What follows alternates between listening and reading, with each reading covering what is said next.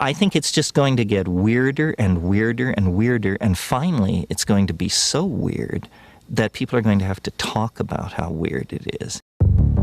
Eventually people are going to say, what the hell is going on? It's not enough to say it's nuts. You have to explain why it's so nuts. The invention of artificial life, the cloning of human beings, possible contact with extraterrestrials, the systems which are in place to keep the world sane are utterly inadequate to the forces that have been unleashed. Welcome back to Forbidden Knowledge News. I'm your host, Chris Matthew. Today my guest is JJ Vance. Be sure and check out my films. Doors of Perception is now available free on Relay, which is a brand new streaming service. You can also get it on Amazon Prime. Occult Louisiana is on Tubi, Roku, Apple, and a few more. We are booking guests for March. If you have suggestions or you'd like to be a guest, email me forbiddenknowledgenews@gmail.com. Be sure to check out our website, forbiddenknowledge.news. It is the home of the Forbidden Knowledge Network, where we feature some of your favorite podcasts and content creators. Today I want to welcome JJ Vance. He is not the vice president, but host of the Operation GCD podcast, which blends comedy and conspiracy and explores topics like true crime, Satanism, secret societies, and other taboo topics. JJ, welcome. How you doing? Chris, greetings, sir. Great to be here. Appreciate the invite. JJ Vance, not the vice president. Part-time vampire hunter. Right on, man. It's great to have you on. I love what you're doing. You've done some great deep dives into several topics. You also provide essential levity alongside the information you're presenting. You've also had an interesting journey with the U.S. Air Force, which made you aware of some of the conspiratorial information you cover now. Today, we're going to share your research into the Smiley face killings, and if time allows, you've done some deep dives into the Satanic Panic era. We'll see where the discussion takes us. Before we do, this is your first time on. Let the audience know a little bit about yourself and how to find out more. Yes, sir. Like I said, Chris, appreciate the invite. Looking forward to the conversation. I've actually tuned into your show many times in the past, so I definitely appreciate your work and coverage. You've done a lot of topics of high weirdness and conspiracy theories. But yeah, JJ Vance, host of Operation GCD. That is Garbage Can Dude. That's me. And I started this podcast of Operation GCD in May of 2016. So it's been a bit of a journey, and obviously I've adapted kind of over time and, altered some of the aspects of it. But, I do aim to educate and entertain, sir. So I appreciate your commentary and the levity that I do offer in my, my program. Awesome, man. Tell us a little bit about your journey of awareness, starting with some of the things you discovered in the Air Force. Oh, for sure. I'd be happy to. So I served 21 years in the United States Air Force Military Police. It's a bit of, I jokingly say I was the poster child, but I mean, I literally have posters where I'm on the cover of magazines and everything. So, I mean, it's both figurative and literal. So, I was introduced to a lot of aspects. How I got here today is very much rooted in that same storyline because, we're told how the world operates. We're told this, that, and X, Y, and Z. But I'm sure as you've noticed over time, it ain't necessarily how things go around here. And over time, I got introduced to a lot of aspects of my Air Force career that I was like, wait a second, really? And really made me question a lot of things of how, the world operates. And I'll say, I got a peek behind the curtain, so to speak, and I didn't like it. Would you be able to tell us a little bit about what you did witness that brought you to those conclusions? Yeah, if you don't mind, I'll share you a brief anecdotal story of one of those incidents early on in my young career. So I joined at 17. I was very much a child. I don't have any problem saying that I was a fucking child with a gun in my hand running around the world. So I was 17 when I went to, basic training in the Air Force Police Academy. I was almost 18 by the time I got to my assignment. Or no, I just turned 18 by the time I got to my first assignment in Great Falls, Montana in 1999. And strangely enough, if I just one quick, tangent, the world operates in strange ways we don't quite understand. We all take educated guesses, and I think you do that, I do that, and many others do. And it's just we live in a strange world because I went to Great Falls, Montana for my first assignment 27 years ago. My first assignment in the Air Force. I left there 24 years ago, and I recently, just the other day, got hired to manage a bison ranch there.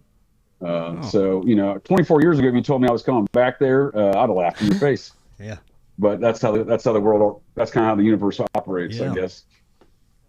So I found myself on my first, I deployed 5 times, combat veteran, five times ever. Well, 4 times ever technically, because my first deployment was it was in December of 2000 through May of 2001. So pre-September 11th. I was stationed at Prince Sultan Air Base in Saudi Arabia.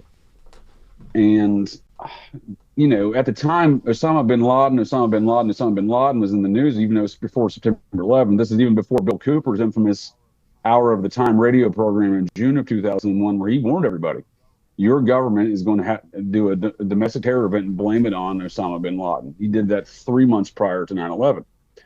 Alex Jones runs around telling everybody he did that today, but that was actually Bill Cooper that did that. And Bill Cooper hated Alex Jones. He just listened to the Hour of the Time.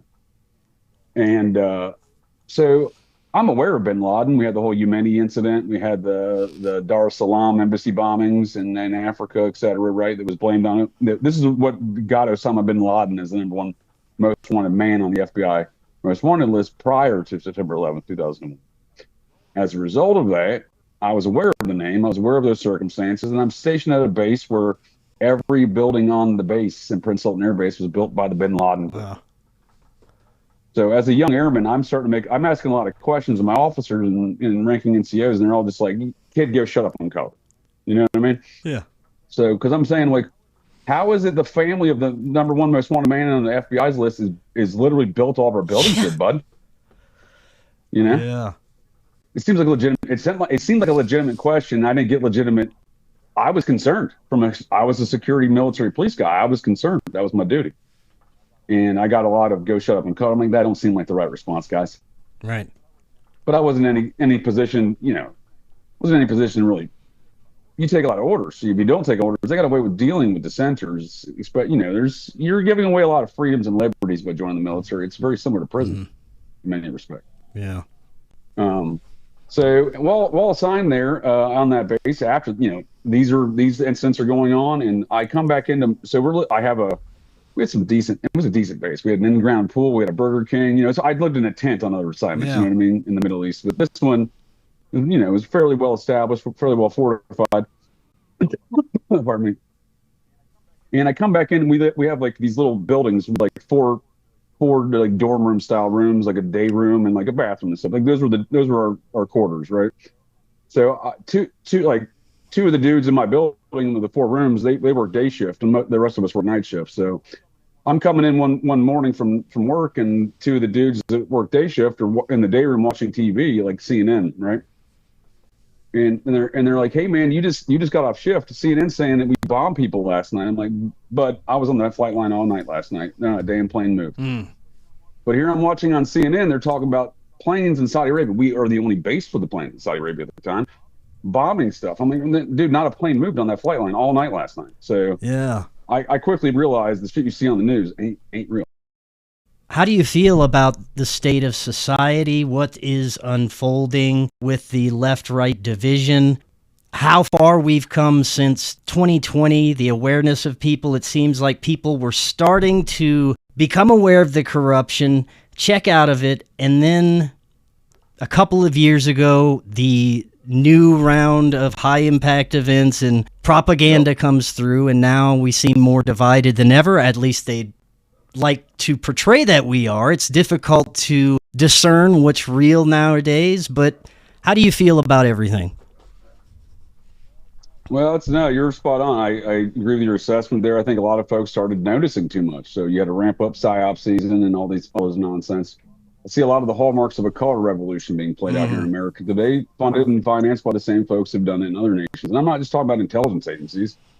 I'm talking about the Rothschild enterprise known as George Soros. He's exclusively financed by the Rothschilds that started Soros management funds. And all this stuff in Minneapolis is route, just completely, it's just rotten. It's all rot with Soros related called revolution activities. So we see that with the George Floyd stuff in the summer of love 2020, our Lord and Savior St. George Floyd, and his RIP, because that's the way it was treated, right? They even put him in the halls of Congress, right? We could go all day on that business, but the hallmarks of those things that we're seeing still play out in Minneapolis today is reeks of the rot of the Soros enterprises financed by the Rothschilds. If you look at the Charlie Kirk, that's the exact opposite energy of the George Floyd, but seemingly accomplishes the same level of division. Sure, point and counterpoint, right? You got to have both sides of the spectrum. Play one against the other. Otherwise, it takes two to tango. Otherwise, you just got some asshole out there dancing around by himself. As far as today's topic, what brought you to look into the Smiley face killings? Oh, well, this has actually been a great interest of mine since April of 2008, largely because I fit the victimhood. So I'm stationed at Randolph Air Force Base in April of 2008. This is the initial introduction of this theory on PR campaign by the original detectives and college professor out of St. Cloud, Minnesota. You have retired NYPD homicide detective Kevin Gannon and his associate Professor Gilbertson out of St. Cloud State, criminology professor, actually former Army intel though, by the way. So he knows a thing or two about how some of these let's call them Phoenix program, come home, program to kill style David McGowan theories go in that respect. I mean, he may not have the ins and outs of it, but he understands the framework of intel operations, right? Right. And he doesn't. They've never blatantly called it that, but over time, that's kind of what I painted it out as. This is a very similar Phoenix program, come home, Operation Chaos style events where they're committing ritual human sacrifices in occult nature.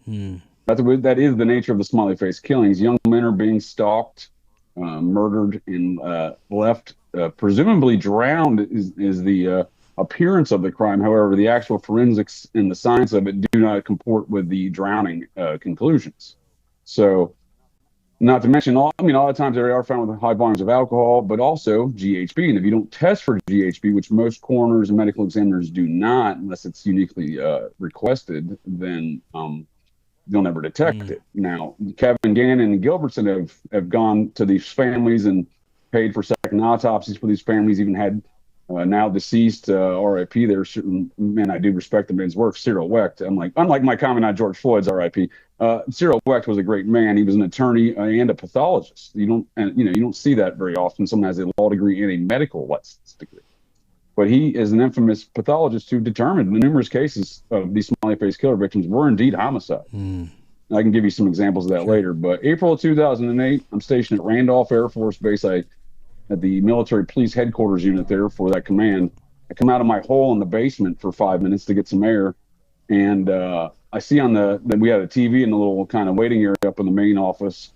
And I see on there, Fox News, we have Kevin Gannon Gilbertson on, I believe it was Glenn Beck's show at the time, describing these circumstances. And they have like the victimology, right, of these young men. And it's like, age 18 to 25, highly intelligent, highly skilled, highly athletic. I'm like, what the fuck? They're going. These victims are going out drinking and then being victimized. I'm like, I'm at a bar every night, bud. I better pay attention to this, right? Yeah. So that's kind of where I started, and I've obviously gone down that path over the last whatever this is, almost 20 years, right? 18 years. This is a case I haven't studied much. When were the first killings, or at least when do they believe the first killings started? Well, the initial victim zero is often described as Patrick McNeil on New Year's of '98. Disregard February 98. Again, I think it's February 98. Then the New Year's of '99 with the second victim. Both in New York City. Both disappeared out of Manhattan bars. Both demonstrably homicide, but given the forensic science of the victims' bodies. But they were dumped in the East River, and they both were found in the same location. So you have an individual disappearing from Midtown. You have an individual disappearing from the Upper West Side of Manhattan, 7-8 miles by river to this point called Al's Point in Brooklyn, New York. And the detective even went as far as testing the stream patterns of the river. Could something ever float over there? And they determined it's impossible. So on top of the forensics of the body, the logistics of how it got there was ruled out as not being possible. So those were kind of the initial referred to as victim zero. I'm open to other victims being before that. However, there's limiting factors. So there's a lack of, if you don't have the second autopsy, you can't get a second autopsy for a victim that died in 94. I do suspect there was a victim in 94 in New York City. I actually suspect the very first victim was in New York City, and it's often described, it was in the book by Maury Terry, The Ultimate Evil, and we'll get into how this is a satanic cult that's committing these crimes. But there's an infamous case of The Ultimate Evil called the Death Mask case with an art dealer stalking, abducting a young man from a bar there and leaving him for dead in a very similar capacity. That one was not dumped in a river. I think that was the evolution of the mode of operations, the modus operandi here. But that strangely enough, when I say there's an ongoing cover-up of these matters, the new edition of The Ultimate Evil, which was I would argue was finagled away from Maury Terry by the director Josh Zeman, the guy who did the Son of Sam documentary on Netflix, amongst other projects. He removed he got the rights to the book to republish it and removed the death mask chapter completely. Oh. So that should be tough. What was the reported cause of death, at least for the first victims? Drowning. Got too drunk, went to go piss in the river, and fell in and drowned. That's almost always the conclusion by local law enforcement. What other evidence was there that there was something else that occurred before the drowning? So with Patrick McNeil, victim zero, great question, sir. I don't want to get too gross, but if you die on land versus if you die on water, there are some distinct differences in the forensic data that's available in the analysis of that body. In the case of Patrick McNeil, he had fly larvae that had nested in his groin area. And not only is that impossible to do in water, it's impossible to do when he's face down in water in 40 degrees. So that indicated he died on land. And now he'd been missing for 40-some days, and it also was the New York City Police Department refused to release the information to the family, the autopsy, et cetera, for Patrick McNeil for almost 12 years. They had to sue for it. Wow. And when they finally got it, this idea that he got their loved one got drunk and went and pissed in the river and fell in was preposterous because he'd been burnt, tortured, tied down, and cut. And this is on and above the fly larva that had later nested in his deceased body on land. He had cigarette burn marks on his arm and ligature marks on his wrists and ankles. And this is an ongoing thing where law enforcement hides these details from public purview, but time and time again, when that information is finally able to be achieved, if possibly, right? Because not always it's able to be achieved, even from the families. Even some of the families are still restricted, right? Yeah. So, but when the cases we do have that information, it's without fail.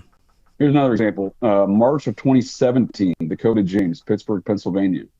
Cyril Wecht actually reviewed this before his death and determined it was, in fact, homicide. Everything I just said with Patrick McNeil in 98 applies to, in New York City, applies to Dakota James in March of 2017. He was burnt, tied down, cut, and held for a period of approximately 42 days. How many cases can we look at that are possibly linked to this same group? Conservative estimate, 300. Wow. And these are all across the United States, different locations? Yes, sir. What we do see is different cells operating almost in a terrorist format, if you will, domestic terrorists. And, we see incidents right now. The hot spots are Austin and Chicago predominantly. How far apart do these cases seemingly go? From victim to victim. Now, I have some ideas on that. Actually, Detective Gilbertson and Gannon, I think, have a much more inside track on all that. They said, respect to them, they said a lot of information I wouldn't share either. But they seem to have a better understanding. They've actually gone to numerous congressmen by their own admissions and interview. I've never personally communicated with these individuals, but by their own admission and interviews, they've gone to congressmen, the FBI, the Secret Service, et cetera, and actually told them in advance there's going to be a murder victim of this cult in this city, and they've been correct more than once. Earlier you had mentioned something about one of the autopsies showed that there is more to the story. Could you tell us a little bit more about that? Sure, I'll give you an example with Dakota James and Cyril Weck, because folks can go check out Cyril Weck's own analysis of that crime on the Oxygen Channel's Smiley Face Killer Victim show from back in 2019. Now, so you can actually see Cyril Weck describing these details in a report to the detectives and Dakota James's mother. And again, so Dakota James goes missing. He's gone for 40 days. He's found in the Monongahela or the Allegheny. I forget which one goes kind of on the northwest side of Pittsburgh. But he's found in a spot where literally law enforcement is on video camera on the news hours before searching. So that's another commonality. They dump him back in the same place they either disappeared from or where law enforcement was just searching. It causes greater chaos. Think of it in Operation Chaos style fashion, right? This is the manner in which to create the most chaos, even for law enforcement, even creating the chaos internally to the investigation. That is a key factor in the crime. Is there any evidence that there may be a cover-up with the police force involved in this? Excellent question, sir. I like where your brain was at. Yeah, for sure. So in that same case with Dakota James, so Dakota James's mother then takes Cyril Weck's autopsy, pathology, medical exam report of her son's murder, right? Once she finally got all the details and was able to hand that file over to him, and he did it, and points out the ligature marks, points out the burn marks that the authorities just ignored, right? Again, he'd been missing for 40 days. He had decomposition of less than 12 hours. He'd been missing for 40 days. Wow. And you may be thinking, oh, they had him on ice. No, there'd be signs of that, and there wasn't. So she takes that report proving her son was murdered, takes it to the Allegheny District Attorney's Office, Allegheny County, Pittsburgh. This is the same county Cyril Weck was the medical examiner in for 32 years. So it's not like he doesn't have credibility in that fucking county, right? Yeah. She takes it to that office, and I say the credibility that he has because the Allegheny prosecutor knew that. He had the FBI and Secret Service in that meeting for some reason. Wow. I argue it's matters of national security. I don't know who's, these nebulous terms of national security, because that falls right in this line of this Phoenix program combined nonsense. For those that aren't familiar with the Phoenix program, could you talk a little bit more about that? Sure. I highly recommend folks check out Program to Kill by Dave McGowan. He rightfully asserts that the Bill Colby, CIA Director Bill Colby, Chief Satanist Michael Aquino, who was a major figure in the psychological operations of that program in Vietnam, brought these psychological warfare tactics of terrorizing the domestic population of a nation, weaponizing their religion and folklore against them, and then murking folks in a very gruesome fashion in which to create the most audacious murder scene possible to scare the shit out of people. And now that's what I'm saying is going on with these smiley face killer victims and murders. Now they are going on. There's an occult aspect and factor to all that as well. And there was occult stuff associated with the Phoenix program, but just on its face, an example of what I'm saying of the Phoenix program. So they would murk local folks in villages across Cambodia, Laos, Vietnam that were a problem for the Western enterprises that were over there. And when I say Western enterprises, a lot of that stuff, in my opinion, was about rubber and tires and French corporations and American corporations. That's where they were getting all of their. Suddenly they were cut off from the source of which they were making all of these tires and stuff for, right? That, it was one of the precipitating events in the Vietnam War. But these are some of the corporate interests I'm discussing and what they're employing to, local folks that were impeding on these efforts, right? Not just the war effort, but these corporate moneyed interests effort, right? Locally in these areas of the Vietnam War. They were taking these local folks, murking them in the middle of the night, putting two punks. They had a little tool. They would just poke them in the neck with a little tool, would put two puncture marks to make it look like a vampire, because the local folklore had a vampiric creature that would float around the jungles at night, and so they were very scared of this kind of folklore, right? So they weaponized that folklore to convince the local folks that these people that were speaking out against the U.S. and Western forces were dying by the vampire. Wow. That was actually adapted by Edward Lansdale, Michael Aquino, for example. I do an Anatomy of the Satanic Panic series on my Operation GCD live Thursday show, where I've been unpacking a lot of these matters of the Satanic Panic and the actual murders and crimes and satanic ritual abuse of children, the real stuff that went on, and unpacking the propaganda to distract everybody away from it. And Michael Aquino was a key figure in all that, Church of Satan, Temple of Set. But he directly reported to Bill Colby and Edward Lansdale at the U.S. Embassy in Saigon in Vietnam for the Phoenix program by numerous accounts. So it's not, I'm not just saying that without evidence. This is where he learned his tactics, was from Lansdale. So Lansdale actually started that vampire effort, scaring the shit out of local villagers in the Philippines in the 50s. So this shit, I mean, it's an old game. It's an old game that's, why change it if it's useful, right? Let's talk about how we can link this to the smiley face killings and possibly occult rituals. Sure. Well, on its face, so over time, I started visiting a lot of these smiley face killer victim sites to get a better understanding of this phenomenon that was going on. I certainly felt I could be a victim too. And I'm warning many of my friends and family that also could be victimized to these same regards, because the initial victimology was largely white males. Now, I argue that that's largely dependent upon the demographic of these different cities, whereas Boston seemingly has more Asian victims, and Chicago has more Indian victims, right? So it's somewhat based on the demographics and the availability of your victims, right, in that city, which only seems reasonable, but it's a misconception. People think it's always white folks, and there's African American males. It has grown. The phenomenon has evolved, but I found myself, I've always had a great interest in the ancient architecture of America, the mounds. I found myself visiting mound sites and smiley face killer victim sites in different cities across America. And I was like, wait a second, I got to reevaluate the situation when they're the same place, right? So, and then I started looking into the occult aspects of these mounds, and the OTO, Aleister Crowley, they love themselves some mounds. And the various offshoots of the OTO, which, Golden Dawn, you can go, there's a lot of thelemic organizations. Scientology is a corporate Satanist offshoot of that theology. Then you have the Process Church of the Final Judgment, Charles Manson and gang, which is a offshoot of Scientology. So we see the hierarchy, the umbrella network that produces these other subset cults, but they share a similar theology, and they seem to venerate these mounds. So what is it about the mounds that you think is connected with these killings? I think there's different mounds and different purposes, but generally speaking, many of these mounds were the sites of ancient human sacrifice. Interesting. So the smiley face killer victims are just simply a modern day human sacrifice, right? In the same sites as ancient human sacrifice. I've had many guests that speculate that these structures predated any Native American civilizations. They may have had somewhat advanced civilizations, but I have not yet heard of the human sacrifice aspect. How did you connect that?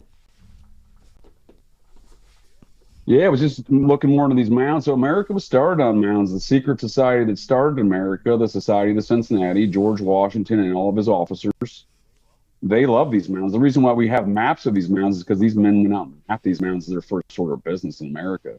Folks like Zebulon Pike, folks like Lewis and Clark. These are the earliest records in our national archives.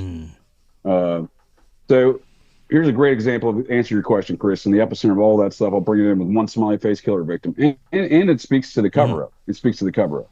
Mac Kruzicki, he's from Milwaukee, Wisconsin. He went to high school on a mound in Arrowhead High School. He dies, I think it's December of 2006. His high school varsity wrestling teammate, Jared Dion, is one of the victims in La Crosse, Wisconsin, a major mound city. The reason we have all those mound maps is because Lieutenant Zebulon Pike of the Society of Cincinnati drew them in 1803. And so we know exactly where all the mounds are in La Crosse, and given the 12 victims in La Crosse, one victim survived. All 12 of them are on mound sites. So it's without fail. And at least in the early onset, right? It's without fail. What else can go ahead. Sorry. Oh, so Jared Dion and Mac Kruzicki die 18 months apart, 300 miles apart, 300 miles from their hometown, right? One's 300 miles west, 200 miles west, 200 miles south. Mac Kruzicki is last seen on Sinsinawa Avenue. He's found at the epicenter of Sinsinawa River and the Mississippi River at the confluence. Now, most mound sites are at confluences of rivers where the two rivers meet, right? And if you follow that, the name Sinsinawa refers to, well, there's disputes on it, but that Sinsinawa River runs up to Wisconsin from Iowa, and it's ends at a place called Sinsinawa Mound, Rattlesnake Mound. Now, Rattlesnake Mound, aka Sinsinawa Mound, in our largest mound complex left in America, which is Cahokia, Illinois, just outside of St. Louis in Illinois, though, on the Illinois side, East St. Louis, Illinois. That Rattlesnake Mound has actually that Sinsinawa Mound there has been excavated over time. Archaeologists, anthropologists have studied it. They determined that mound was the burial site of human sacrifices, and it wasn't from men. It wasn't from men external to the culture. It was men from that culture. They were ritual human sacrificing folks from that culture in that mound. So we find that Sinsinawa connection. At the site of a murder of Todd Geib in circa March 2005 in rural Michigan, nowhere 40 miles from anything. He dies in his hometown, in his rural hometown, at a field party, right? And scrawled across the victim site there was the word Sinsinawa, spray paint. Huh. It was actually not at his site. It was relative to a neighboring site in Lansing, but it was attributed to the same cult group out of that area, right? So we see the connectivity of those things, right? And you'd think that somebody in Matt Krasicki's place back there in East Dubuque, Illinois, they're on Sinsinawa Avenue and Sinsinawa River, that victim, you'd figure somebody like his family could get some actual scrutiny into this matter, because his father was the U.S. Marshal for the Eastern District of Wisconsin, and his stepmother worked, I believe, for the ATF. Huh. So we're talking about high-level federal law enforcement, and they couldn't even investigate. No, they couldn't get investigations into their own son's murder. That should speak to some of the cover-up. Have all the bodies been found in or near bodies of water? I would say almost exclusively. I can't think of an incident where it wasn't found in water, because it causes chaos to the investigation. Law enforcement is happy to just call that person. I'm not saying all law enforcement parties are compromised or involved. They're happy to just say, "Oh, that's a drunk kid who fell in the water." Yeah. They don't want to cause an alarm in the local community. They want to make sure it's the scene from Jaws. It's the mayor from Jaws. It's safe to go in the water. Every single victim was male, right? There are instances where there's been a few, again, and given the evolution of the crimes, given the different cell networks, each cell kind of has each city has a little bit slightly different mode of operations, slightly different victimology. There are some women that may have fallen victim to this in recent years. How else can we connect this to some kind of satanic cult? The symbols they use. So the smiley face, the term smiley face killer was adapted by the mainstream media. In fact, the Detective Gannon and Professor Gilbertson said, well, that's the only one symbol out of approximately 13 symbols we've identified that this cult uses to communicate and mark their territories, right? I've been to some of these sites. I've seen some of those other symbols, and those men won't share their symbols. I won't either, just for the sake of their investigation and for mine. But I'll share this one. A swastika is very, very prominent throughout many of these sites. Oh, yeah. And swastika, like the Process Church of the Final Judgment's logo. Right. The satanic organization that I just described was an offshoot of Scientology, and that's an offshoot of the OTO Agape Lodge in Pasadena, California, of Jack Parsons. And maintains a strong influence today. And I would say these neo-Satanist groups are an offshoot of them, stuff like the 764 and the 098.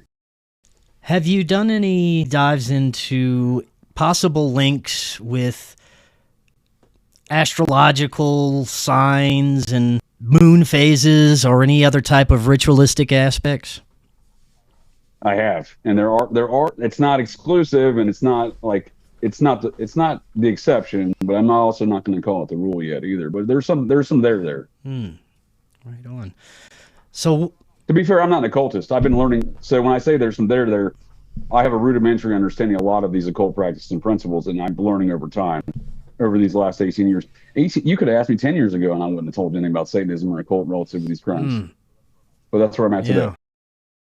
What other evidence can we look at that this may be connected to high-level groups? So October 31st, 2001, Christopher Jenkins on Halloween. Halloween's a major incident of these crimes. He goes into a bar and falls victim to the standard victimhood stat and mode of operation we've discussed here.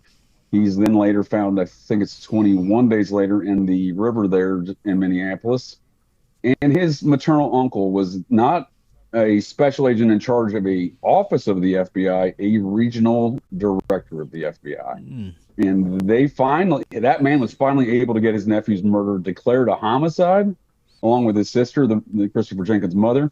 However, I assure you, Minneapolis PD is not actively investigating that crime today. Wow. And that should tell you something, right? So they're gonna fight tooth and nail to an FBI regional director and his sister to declare a victim from accidental drowning, which was immediately declared and provided no scrutiny on, to a homicide, and then they're not going to do anything with it. Oh, well, that's telling enough to me right there. Any theories on the purpose of these killings, as in anything high level occult? There seems to be multiple reasons, multiple layers for operations, but any thoughts on that? No, that's a great question, Chris. So, when I retired from the U.S. Air Force in February 2019, I spent the last 7 years in the reserves. I did 13 active, 7 in reserves. So I started my PI agency while I was in the reserves. But when I was shortly after I officially retired in 2019, I got a phone call from a convicted kid diddler in Ohio. He called my business line. He was very adamant about doing it. I finally called him back. I took the information. He's telling me that he knows how this cult operates. I fucking found out I was investigating it, right? But I didn't get into that. He told me he knows how this cult operates. They recruit largely from within the prison system, largely from compromised individuals such as kid dealers. So you're telling me you're a cult member himself? He's like, no, I would never do those things. I didn't believe the guy. I'm just saying that this is the information that was conveyed to me, and I do find some of it to be valid. When was... No, go ahead.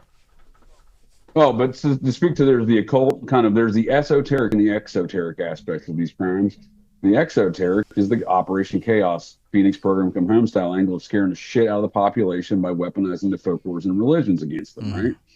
And making a gruesome body discovery scene. I mean, the town of La Crosse, Wisconsin had 9 victims in 6 years. They were so freaked out, the entire town convened a meeting. Law enforcement and the politicians came to that meeting and said, there's nothing to see here, folks, right? When was the most recent killing? This week. There's been victims in Chicago, Michigan, Texas. Really? This seems to be a more frequent event than portrayed in the media. It's been growing exponentially in occurrences and the widespread nature of it. Yes, sir. Earlier you mentioned serial killers. I'd like to dive into this a bit. This is another thing that I believe has intelligence behind it, theatrics. Like you were saying with the psych warfare, they use these operations to play in our fear to achieve certain agendas that are in the background. How many of our major serial killers do you think were, in a sense, manufactured? All of them. So I recently published one of my Patreon shows for everyone to check out on my YouTubes. It's the case of Edward Wayne Edwards, the serial killer you probably never heard of. This is, in my opinion, and well documented, and I argue, the most heinous serial killer we've ever seen. If you think of Henry Lee Lucas's Hand of Death cult claims, this would be the man that would serve as the general of that Hand of Death cult. He was friends with Charles Manson since 1952. He was very likely the man behind the mask at Lake Berryessa on September 27th, 1969, the Zodiac killing murder there, because the man in the mask gave all the details of Edward Wayne Edwards' life, first and foremost. So he escaped from Deer Lodge Prison, murdered a prison guard, escaped to Mexico.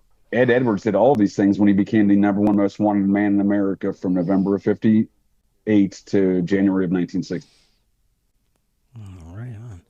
So, and to speak into the high-level nature of the intelligence operations here, Bill Colby, the man that Dave McGowan asserts and programmed to kill, that brought the Phoenix program home, and I agree, I assert his biological son is Ted Theodore Bundy. I call it Ted Bundy. So let me back up that claim for you. So Ted Bundy's born to an unwed mother's hospital in Burlington, Vermont, my bootleg hometown. I'm a New Englander. I grew up all my summers in Burlington, just outside of there, actually. My grandfather's from Burlington. He's born in that unwed mother's home. Bill Colby's from Burlington, Vermont. Moved there as a sophomore in high school because his father retired from the U.S. Army as a colonel and became the head of the ROTC program at the University of Vermont in Burlington. Bill Colby comes home from Operation Overcast, which would later become Project Paperclip, importing all those Nazis. He returns back in November of 1946. He, by his own admission, goes home to his parents' house from November of 46 to January of 47 when he enrolls in Columbia Law School. This is the precise time period of the procreation of Ted Bundy. And lo and behold, Ted Bundy's born 9.5 months later there in November at an unwed mother's home. His biological father is unknown. However, he looks identical to Bill Colby. And then you start looking at the population. In a city of 25,000 people, let's say 12,500 of them are men, just to be fair, on conservative estimates.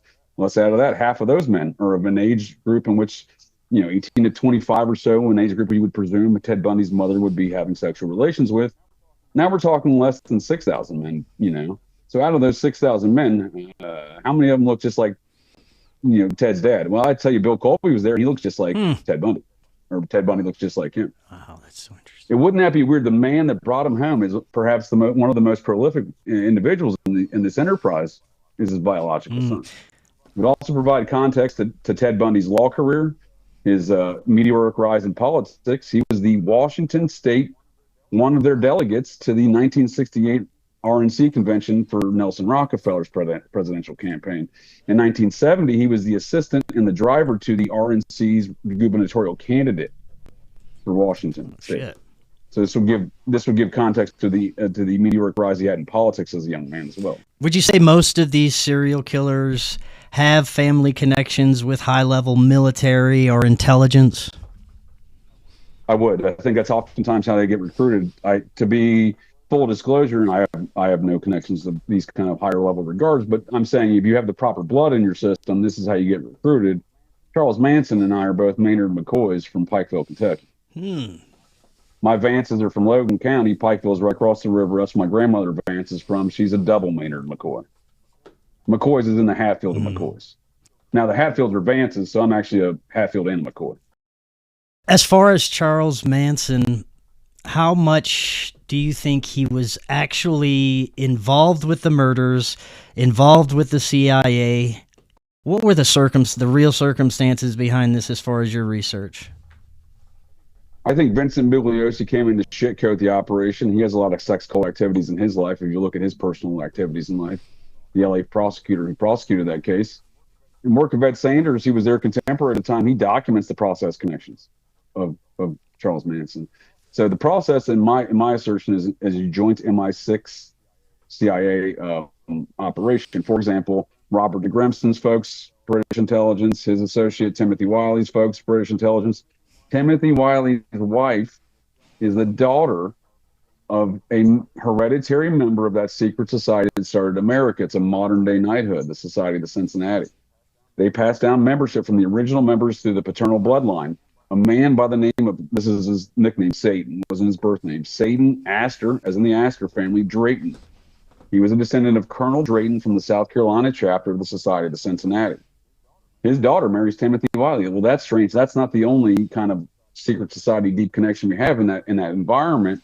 Now, it is interesting, though. Satan Astor, Drayton's first cousin Astor, was the financier of the Church of Satan, and that's admitted by Blanche Barton, Anton LaVey's second wife, in her book. Wow. So we see that connectivity there, right? We see a lot of that connectivity, the intelligence, the secret society that started America. So that secret society has been experiencing a factional divide since its inception. It first permeated to the surface of American, public purview in the matter of Aaron Burr, member of the New York chapter of the Society of Cincinnati, murdering the president general of the society, the leader, Alexander Hamilton. What was it about the period of time where we had many serial killers popping up at the same time, the 70s and 80s? I wonder if it's after the MK Ultra initial experimentation where we start to actually implement some of the things that they were learning and test it out on the public, because we had a period of a couple of decades where serial killers were a big thing and it started to kind of die out. We don't hear too much about it anymore, even if they are still occurring. No, you're spot on, sir. They are still occurring. We don't hear about as much anymore because, like I was saying, with the evolution of the smiley face killings, it's the evolution of these programs, like on a more of a strategic level perspective. Again, if anyone listens to Operation GCD, you're going to hear me say Dave McGowan is right over and over again. For example, I took all of the salient characteristics from his Weird Scenes Inside the Canyon book and applied that to the grunge rock and roll countercultural scene. Not only does it involve the same fucking characters, it's the same mode of operation. So Dave McGowan was right, and he asserts a program to kill. Spree shooters became serial killers that became school shooters. So we see these evolutions, and again, he was right. We see that continued pattern of behavior today, the evolution of these activities. You mentioned the grunge era. Oftentimes, we just hear about the hippie movement, some of the early rock and roll artists that were involved with intelligence. I haven't heard much about artists in the grunge era being part of culture creation operations. Could you tell us a little bit about that? Absolutely. What was, have you read Weird Scenes? Yeah. I'm presuming you're familiar with that. What was some of your takeaways of some of the key salient characteristics that you took away from that? And I'll respond with how that applies to the grunge scene. As far as the intelligence operation, I think it was causing not only division but demonizing the hippie movement, so it seemed dangerous to the public. Also, they were introducing a lot of the drug culture, so they'd be able to find out how it would psychologically affect the public and then further be able to manipulate based on the effects of the drugs and the reaction to the movements and the division going through that time. I agree with you, Chris. You're spot on, sir. So you need a marketing campaign. You need a marketing apparatus in which to institute this drug business into the culture. And that's what we see with the hippie movement. We see these as McGowan points out, prior to the onset of the hippie movement, which is exclusively, an intelligence operation involving the sons and daughters of the military industrial and spook complex. Same business that applies in Seattle grunge. In fact, the Wrecking Crew who recorded a lot of that music for the Laurel Canyon scene, well, one of the daughters of the Wrecking Crew did a lot of the same stuff in the grunge scene for the studio musicians. So we have that. We have the marketing campaign through Hollywood. Peter Fonda and Easy Rider was one of the pinnacle of this Hollywood aspect of the Laurel Canyon scene. We have his daughter doing the same thing with the film Singles in the grunge scene, which literally stars the grunge acts like Pearl Jam. Wow. So, and again, it fits the same mold as the sons and daughters of the military industrial complex. For example, the Alice in Chains song Rooster, Jerry Kent was based upon Jerry Cantrell's father, who was timed in Vietnam with the 101st Airborne out of Fort Campbell. He joined the Army, went to basic training, and went to the 101st alongside Jimi Hendrix. Rooster, that is. That's pretty obvious that modern rap music has been weaponized in a sense to divide and cause culture and morality to degrade at a rapid pace. But would you say it's the same for every genre of music, including some of the new pop music and nonsense that's coming out now? Oh, dude, 100%, dude, 100%. So actually, I have a master's degree in administration and criminal justice because, like I said, I spent 21 years in the Air Force military police, and was my intent to kind of, at the time, 15 years ago, I was focused on matters such as that, educating myself in those regards.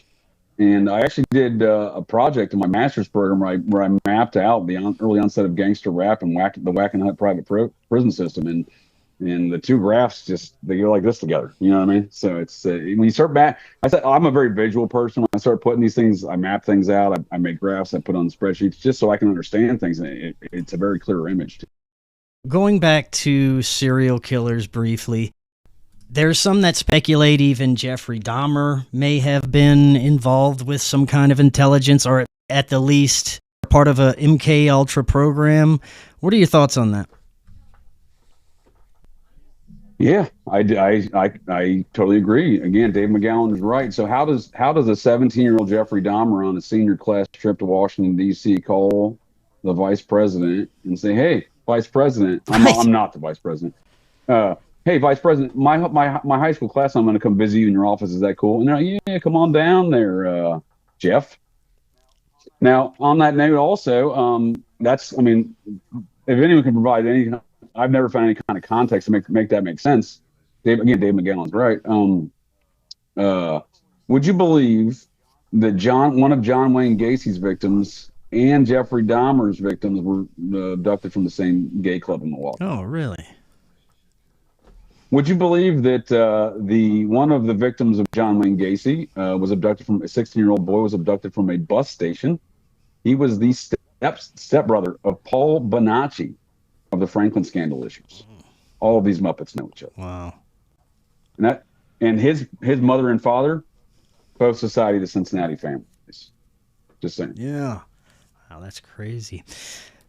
The victim's mother, Paul Bonacci's mother, and his stepfather, the Andersons are one of the most prominent Society of Cincinnati families. Paul Bonacci's stepfather and his stepbrother were, because again, that was his stepbrother from his stepfather.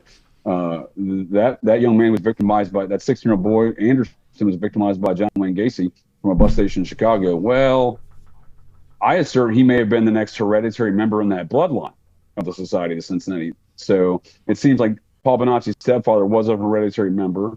There's a lot of hereditary members that you know the name of. We just don't know the context, right? Mm-hmm. And we can get into that later, where you can give me any. I argue all conspiracy culture and high weirdness in American parapolitics all roads lead back to the society, and I'll let you give me any example, and I'll bring that home for you. We can do that later here, but yeah, in regards to that, I think one of these factors in these murders, even the serial killers, is eliminating the competition, right? So, for example, Sharon Tate, back to the Manson murders on August 8th of 1969, her father, Lieutenant Colonel Paul Tate, U.S. Army Intelligence.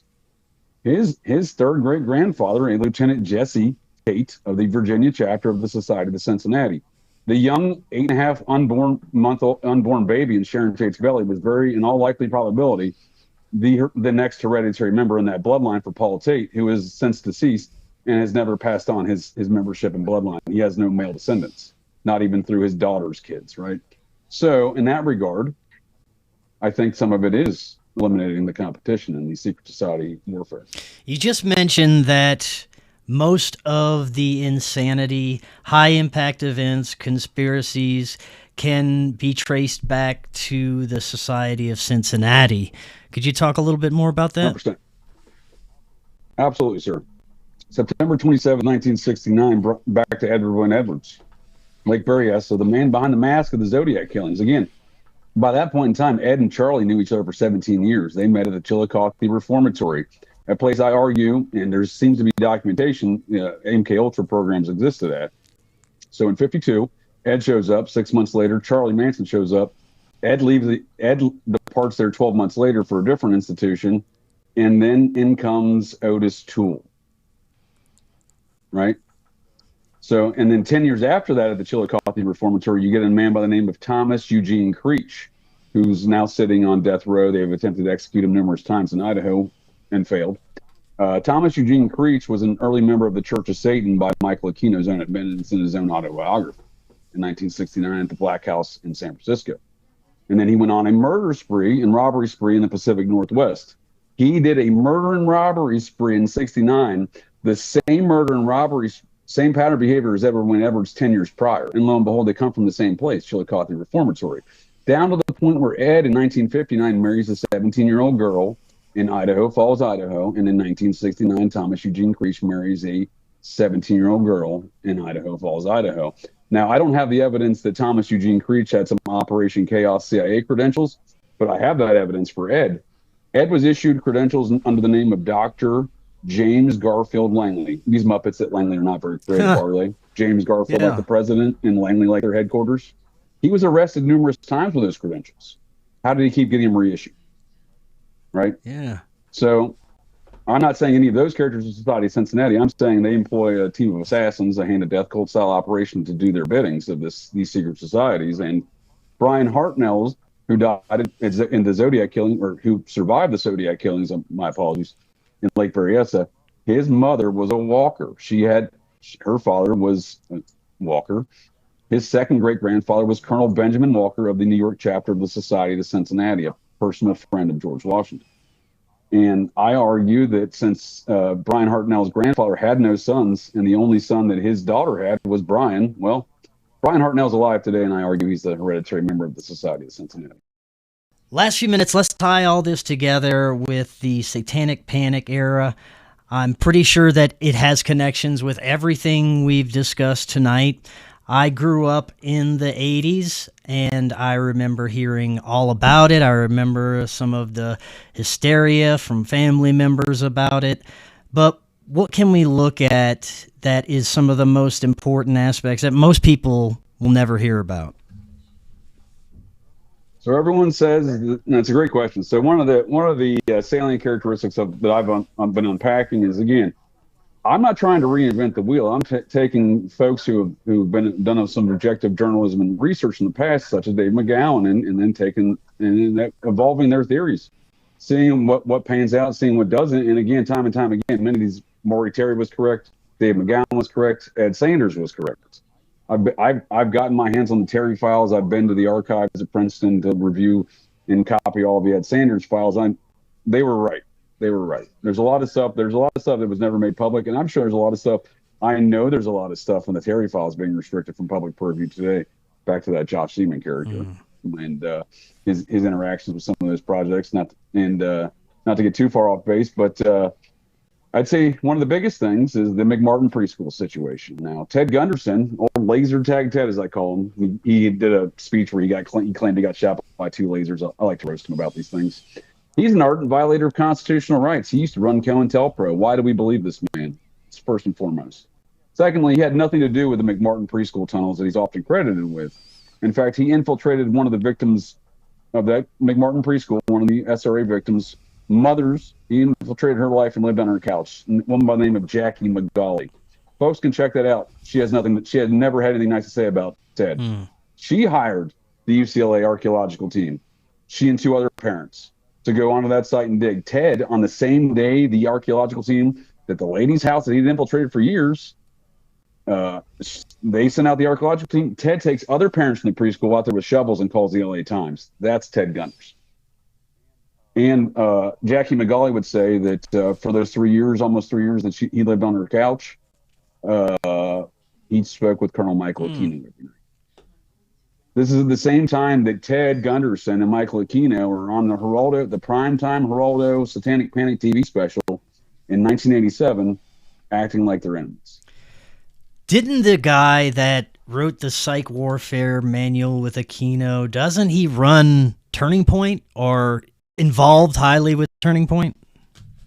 Yes, sir. Well, that's a great point. Paul Valle, Major General retired Paul Valle, he is on the advisory council. I used to do some work in my private detective agency. I was hired by the group of people that built Turning Point USA out of Chicago, this group of what they describe themselves as ranked, upper echelon Republican folks, including at the time the RNC finance chair. These are the people behind Turning Point USA. They're a dark bunch. They tried to kill me when we had a falling out. They had hired me as to do open source intel reports. Then after about 6 months, they started adamantly insisting that I was going to be running for U.S. Senator for Ohio. This is 1 year prior to anyone hearing the name J.D. Vance, my cousin there. Never met the man. He is my kinfolk. But these are the same people those are his political backers, right? So yes, Paul Valle is on that advisory council, but there's a much darker bunch at the heart of that entire operation. And they may be part and parcel to one another. I'm just saying, that's a dark group. Everything that's unfolding right now, many would just boil it down to essentially global domination, AI governance, have most people living herded into smart cities, social credit system. Most people would think that is the ultimate end goal. I do believe that there is a spiritual layer as well. This is where all the occult practices come in that most people refuse to look at because it goes too far outside of their paradigm. But in your perspective, what are some of the most important aspects of what is unfolding globally? I think you're spot on, Chris. That's how I break it down. It's a battle. We're entering an age of battle versus good and evil. In a Greek apocalyptic sense, where everything that is possibly known will come to the surface and be known. That is the ancient Greek apocalypse, right? And in that apocalyptic times we're living in, and that's the sense of the term apocalypse. I don't mean it in the end of the world sense. It's the end of some folks' worlds, right? Yeah, yeah. But not the end of the world like shit's blowing up, right? Not in that sense. More of a metaphorical sense, not a literal sense. But yeah, it's about good and evil. Good and evil is boiling to the surface. Folks are taking sides. I don't look at things as left and right. I've never voted. Yeah. So, you know what I mean? So, I think politics is fake and gay. I've always thought it's fake and gay. And voting has never mattered. It didn't matter in 1803. It didn't matter in the Great Compromise of 1877. It didn't matter in the hanging chat of 2000, and so on and so forth. Now, putting aside what is being portrayed in the media about the division, the state of society, everything is horrible.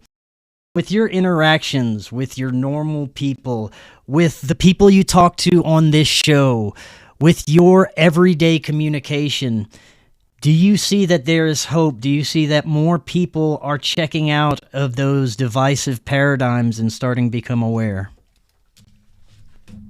I think so. I really do. I think a lot of folks are starting to sense again. I think you can look at a lot of things like the shutdown of 2020. You know, a gun can be used for defense and for offensive actions, right? So anything can be both good and bad. You know what I mean? And it can both yield positive and negative results. And quite honestly, a lot of times folks get stuck in their own paradigms and refuse to get out. So you need a life altering event in which to cause folks to start noticing. And I think folks have started noticing. We're seeing that now with all these frauds. Mm-hmm. I focused my private detective agency on investigating a number of frauds. I got myself into a lot of trouble doing so. These extensive frauds we're seeing popping off, not just in Columbus, Ohio, which I'm very familiar with these activities, and have fought and made enemies amongst the political class of Ohio and the state level in regards to a lot of these matters over the years. They attempted to prosecute me. I'm a fucking Boy Scout, sir. Folks say they can indict a ham sandwich. I had a county prosecutor in Ohio open up an unlawful grand jury against me for 2 weeks. They found nothing. Yeah. So I think folks starting to notice. You know, whether it's Texas, California, Maine, Massachusetts, folks starting to notice. I think it's a positive sign. On. Any final thoughts? And also, once again, let the audience know how they can get a hold of all your content. Chris, I greatly appreciate the conversation. I'm going to have you on as a guest on my show here in the future. We'll get in contact. I do a weekly Fridays roundtable discussion on all matters high weirdness and conspiracy culture, usually based upon the interests of the guests. But yeah, I try to just make it a free-flowing, relaxed conversation, not necessarily an agenda or slides or anything like a presentation. Although I do those things, I take a concerted effort to educate and entertain, and I make sure I provide my resources. And if folks want to tell me I'm wrong, great. I'm happy to have that conversation, but I do provide the evidence in which supporting the claims I make.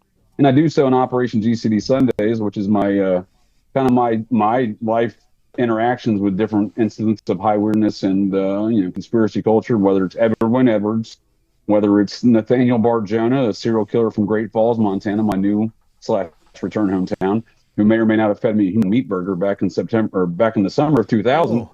And I came face to face with in the Cascade County Jail in 2001. I can assure you, sir, that man was pure evil. He was a ardent kid diddler, cannibalistic, homicidal, psychopathic serial killer who was unleashed on the small town of Great Falls, Montana back in 1994. Whoa. So I discuss those and stuff like that on my Sundays. Wednesdays, I do Operation GCD Live. That's Patreon. GCD Live Wednesdays is my occult and or esoteric film reviews. Where do these ideas come in our culture? How do they permeate? What are being told to us through our quote unquote entertainment? I unpack all those things.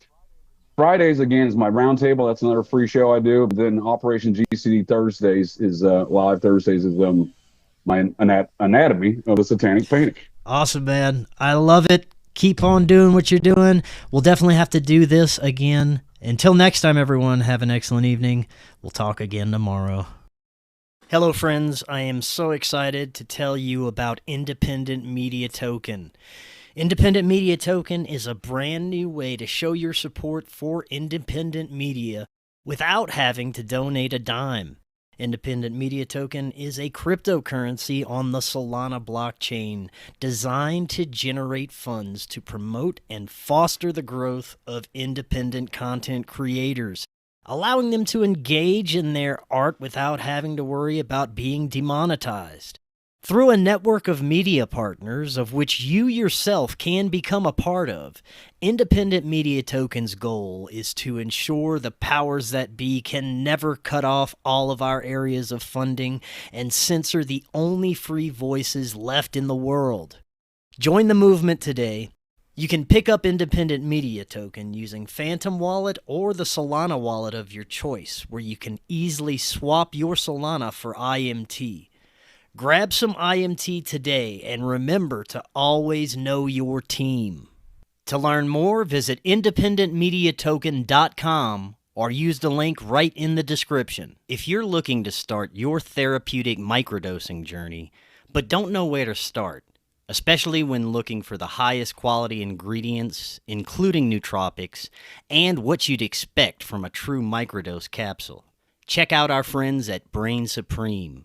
They offer the absolute highest quality ingredients so you can start your microdosing journey knowing that you're getting top-notch ingredients. To find out more, visit their website using that link right in the description, and you can get 15% off your entire order. Are you and your family prepared for an emergency? Maybe the fake alien invasion? Now is the time to prepare yourself and your family for any event. Check out Prep Starts Now. Their mission is to provide high-quality preparedness products that empower individuals and families to be ready for any situation. They're committed to delivering reliable, trusted gear to ensure your safety, security, and peace of mind in times of need. Their product selection is carefully curated to provide you with the essential gear you need to stay prepared. From emergency kits to tactical tools, every item is chosen for its reliability and practicality. Prep Starts Now understands the importance of family, and their goal is to equip you with everything you need to build a solid plan for your family's preparedness. In today's ever-changing world, being prepared is more important than ever, and Prep Starts Now is here to help you and your family stay ready with quality products and practical guidance. Use the link in the description and get 15% off your order. We live in an incredible age of information. More and more, we're discovering that we've been lied to and misled about much of our human history. Cory Hughes is providing profound revelations about World War I, World War II, the JFK assassination, Martin Luther King's assassination, and much, much more on his new Substack, Bloody History. Subscribe now for as little as $5 monthly. Just click that link right in the description to get started now and learn about our true history.